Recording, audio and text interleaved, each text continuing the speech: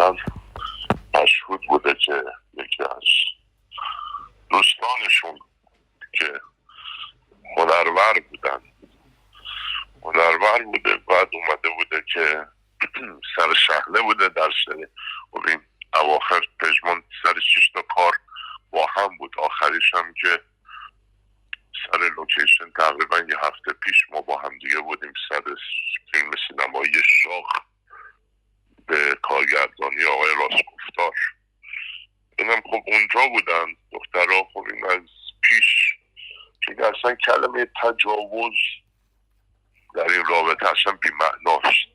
تجاوز به عملی گفته میشه که شخصی رو شما بدوسی، بیای ببری، به قول معروف به زور و با قول معروف سعی قوی بخوای یه چیزی از یه نفر برش داری ببریش تو ماشین، ببریش تو خونت، بعدش اون عمل شنی و باهاش انجام بدی و کلا کسی که خودش با میل خودش سوار ماشینت میشه، کسی که با میل خودش میاد تو خونت میشینه و باهات حالا نوشیدنی میخوره و به قول معروف اگر چیزی باشه بخواد بکشه میکشه و کلا خودش رو در اختیارت میذاره، این کلمه تجاوز نمیشه. چون که صرفا اومده بود ازش درخواست مبلغی پول کرده بوده که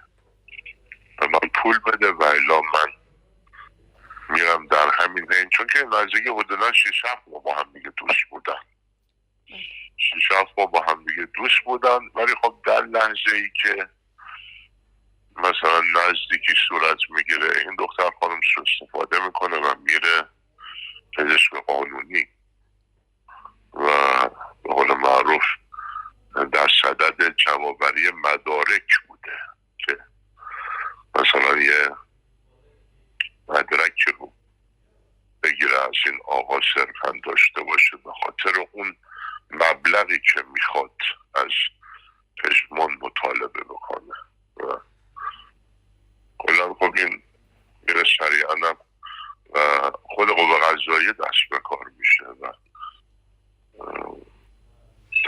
حکم دستگیری میدن، در تماس میگیرن با پژمان، میگن پاشو بیا فلانجا. پژمان میره فلانجا و اونجا بازداشتش میکنن. اینجور نبوده که مثلا بخواید بگید که حکم رو گرفته و پلیس اعزام شده به درب منزلش یا محل کارش یا محل فیلم برداری. نه، خود پژمان با پای خودش میره صرفا ببینه این دختر خانم چی میگه و چه ادعایی داره.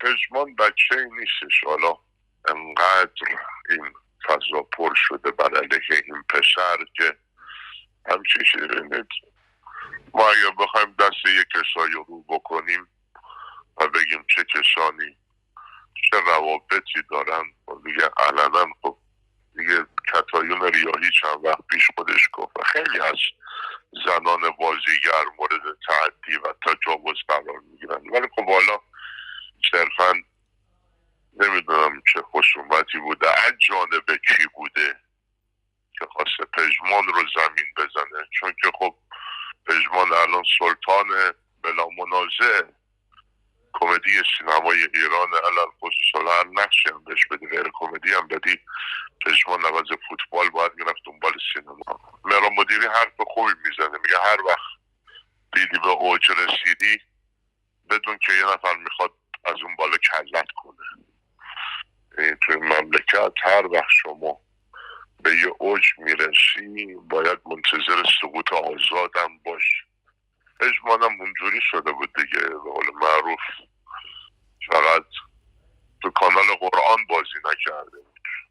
ما هر کانالی رو میزدیم پژمان رو نشون میداد. تجاوز نبود پژمان. کلمه تجاوز هیچ وقت مترادف پژمان نیست. چون که این شخصیت این بچه رو کاملا حالا صرفا یه اشتباهی. تجاوز صرفا جنبه تخریب شخصیتی داشته و جنبه اخاذی. این دختر خواسته پول بگیره، رقمش هم 50 میلیارد بوده و 50 میلیارد تومان باشه از این آقا. والله نه تجاوزی رخ داده بود نه چیزی. اینا 6-7 ماه با هم دوستن و شاید صدها بار با هم نزدیکی داشتن. مثلا تجاوز اصلا فرمالیته است.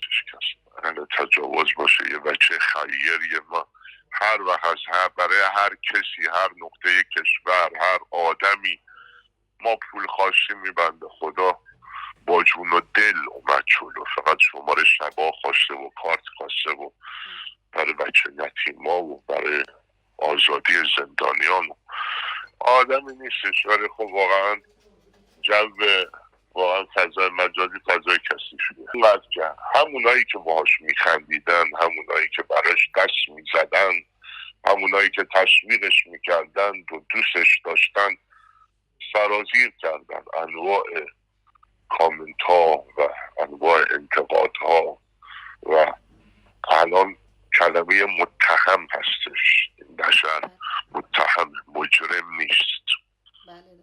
بحث مجرم با متهم خیلی فرق داره. امکان داره دلایلی رو و مدارکی رو به قاضی بده که اون کلمه اتهام ازش برداشته بشه و یک بچه بسیار پاک و نجیب و خوب، من نمیدونم چندین عکس رو دیدید که توی مراسم اکرانهای خصوصی و قرص قرمز چه فاصله ای رو رعایت میکنه پژمان با خانوم هایی که در کنارش هستن و چقدر این بشر مقید هستش. دخترم از جایی کوک شده و از یک سمتی من کلمه پرستو رو به کار نمیبرم ولی خب من فکر میکنم یه پرستوه.